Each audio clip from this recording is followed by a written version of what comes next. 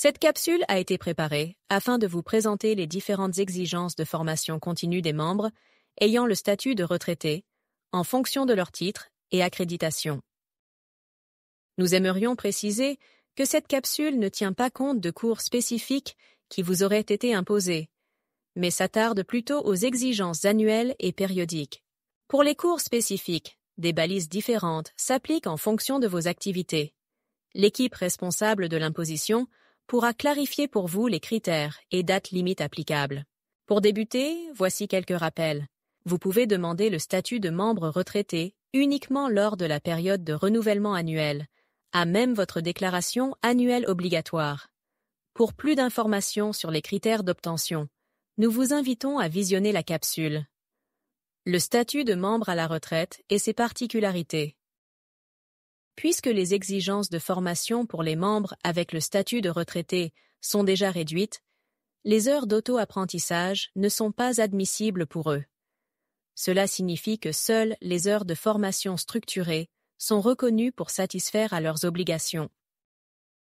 Les dates pour les années de référence diffèrent pour la formation continue obligatoire et pour la déclaration annuelle obligatoire.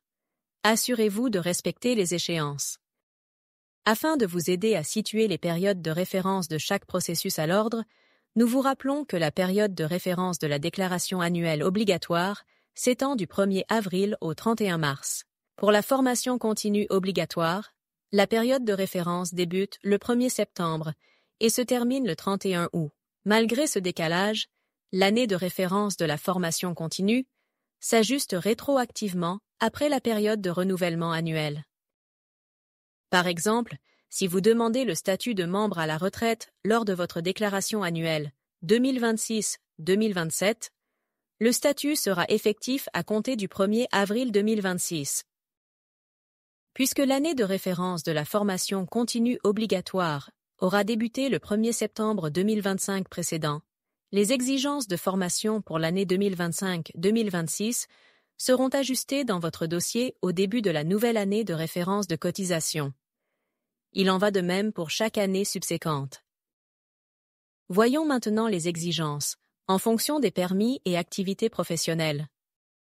Si vous avez le statut de retraité avec ou sans revenu, que vous n'avez pas le permis de comptabilité publique et aucun autre permis ou accréditation, si vous n'offrez aucun service à des tiers, vous n'avez aucune exigence d'heures en matière de formation continue obligatoire. Si vous avez le statut de retraité avec ou sans revenu, que vous n'avez pas le permis de comptabilité publique et aucun autre permis ou accréditation, et que vous offrez des services à des tiers, vous êtes alors tenu de suivre 5 heures de formation par année, ainsi que 20 heures de formation par période de référence de 3 ans, incluant un minimum de 4 heures en éthique professionnelle.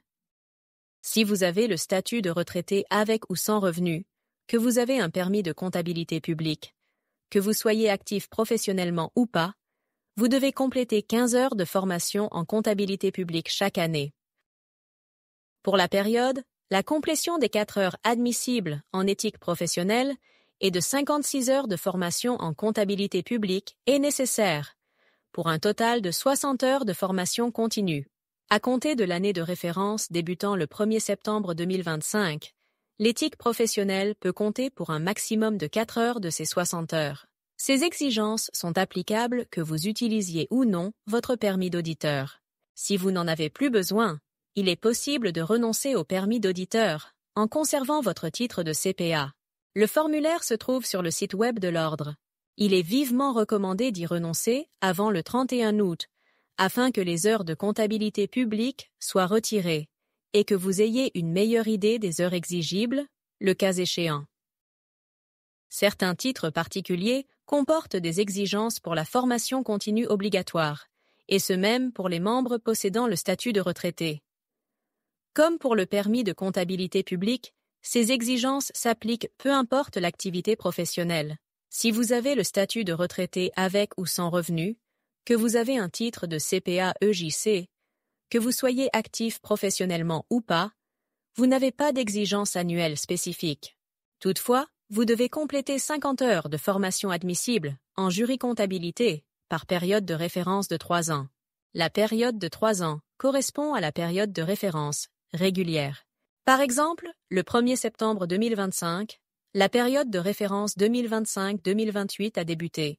Dans ces 3 années, vous devez cumuler les 50 heures requises.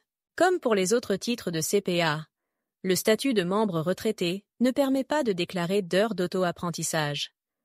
Ainsi, les 50 heures exigées doivent être entièrement composées de formations structurées. Si vous avez le statut de retraité avec ou sans revenu, que vous avez un titre de CPA-TI, que vous soyez actif professionnellement ou pas, vous avez l'obligation de compléter 25 heures de formation structurée admissible en technologie de l'information chaque année. Toutefois, vous n'avez pas d'exigence spécifique par période de référence de 3 ans. Finalement, si vous avez le statut de retraité avec ou sans revenu, que vous êtes accrédité à titre de médiateur ou médiatrice en matière civile et commerciale, que vous soyez actif professionnellement ou pas, vous n'avez pas de minimum annuel à respecter. Toutefois, vous devez compléter 10 heures de formation structurée en médiation sur une période de 2 ans. Attention, la période de référence pour les médiateurs est une période fixe de 2 ans. Voici quelques précisions visant spécifiquement les accréditations et titres particuliers. Les membres avec les exigences de plusieurs catégories de membres doivent s'assurer de respecter l'ensemble de leurs exigences. Par exemple, si vous avez le statut de retraité et que vous détenez le titre de CPA auditeur ou auditrice, en plus du titre EJC, vous devez respecter les exigences de vos 2 titres. Les formations sur des sujets spécifiques ne combleront pas forcément les 2 exigences. Communiquez avec nous au besoin pour des clarifications. Nous aimerions préciser que les titres de CPA, EJC et CPA-TI ne sont plus conférés. Si vous n'avez pas ces titres, il n'est donc pas possible de les obtenir. Finalement, si vous avez une accréditation ou un titre particulier et que vous désirez y renoncer, vous pouvez le faire en communiquant avec le tableau de l'ordre à l'adresse courriel tableau-cpa@cpaquebec.ca. Pour les CPA EJC et les CPA TI, une question dans la déclaration annuelle obligatoire vous permet d'y renoncer. Pour toute question relative à cette capsule, n'hésitez pas à nous contacter.